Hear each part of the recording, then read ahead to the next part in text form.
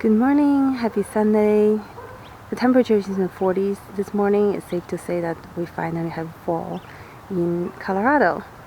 It's very well welcomed because after a dry summer, everything could use some lower temperature, breeze at night, and we do get some rain, thunderstorms in Colorado in the fall. So today I want to film this video to show you our front yard. We've been overhauling this front yard for the last 2 months, and basically what we did is to cut out all the turfs at this corner. This is our northwest corner, and it's on the hill. It's actually have a pretty significant slope. It's about like 1 inch per foot, and it's really hard to water. It's really hard to weed. It's really hard to mow. So we just decided to cut out this part of the lawn and make them flower bed. And more specifically, we want to make a flower bed that is full with perennials that are pollinator friendly, birds friendly, so we can invite some native life to our yard. Yeah, let me show you. So one of the things we did, of course, is remove the turf, and then we know that we wanted to add some topsoil and mulch here.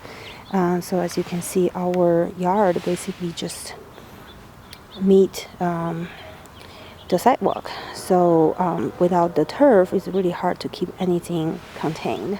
Therefore, we picked up some retaining wall blocks and built this retaining wall. On top of that, we also want to utilize the stormwater as much as possible in this yard because it's really dry here. We get like about 10 inches, 15 inches of rain every single year. And this year has been significantly more dry, like significantly drier than usual. So what we wanted to do is to utilize the stormwater coming from the gutter, and the way we did it is that we connected it to an underground pipe. Because it's significantly sloped, we still have plenty of gravity feed kind of water system working. So we connected it to an underground pipe, and then the pipe comes just out right there to the dry creek. The dry creek usually maintains dry, but in this case, when there's a rain, we actually get a lot of water accumulated here. There's landscape fabric below the rocks, and the water were like slowly sipping down, opposed to just run off and take all the topsoil and the mulch with it. Sorry about the noise. I mean, this is like lunch hour, so I think my neighborhood all the neighborhood is going out for lunch, and I have like cars passing by every minute behind me. Okay, so back to the plants. So this might not seem a lot. Let me stand on top of the retaining block to show you, but this is actually more than 600 square foot of the turf space we cut out, and then we have to replace it with plants. So one of the things we decided to do is to plant those arborvitaes. One thing they can do is to provide a privacy screen when they grow up, because they're going to grow about 15 to 20 feet tall and about 3 to 5 feet wide. And I plant them 4 feet apart, so I can guarantee to have like a green wall in between. As you can see, our neighbor has a lot of cars, and they're constantly going in and out, even at night. So it's very nice to have some sort of privacy wall there. And I wanted that wall to be green, opposed to be a fence.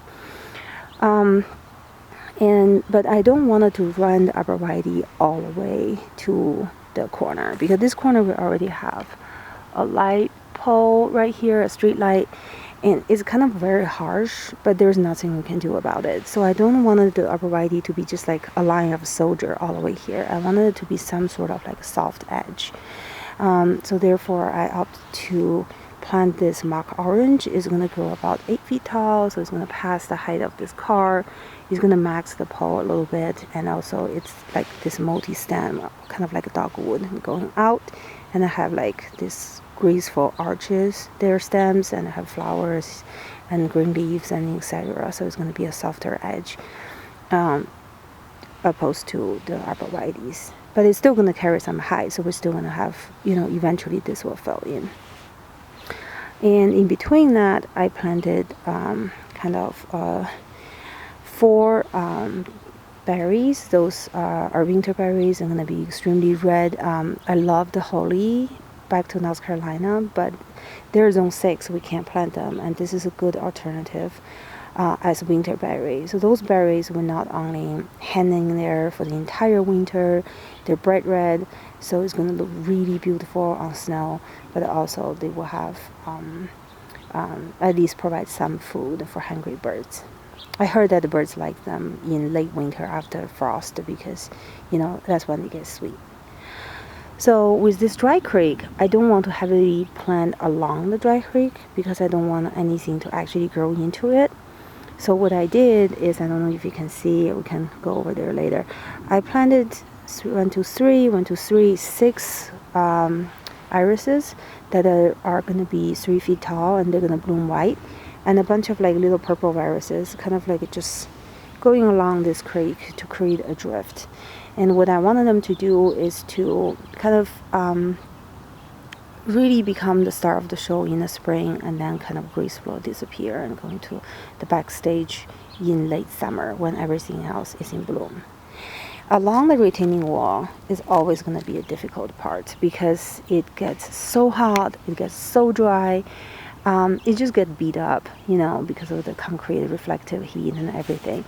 So the best thing I can think of, and actually when you walk along the street, you won't be able to see much. So what I did is that I planted a bunch of ground covers that are able to naturalize and spread and totally cover this area and hopefully replace the mulch. You can see some of them has already start coming up, and these ones would probably do well next spring. I mean, now they're just winter, they're almost like the dormancy because it's already 40 degrees.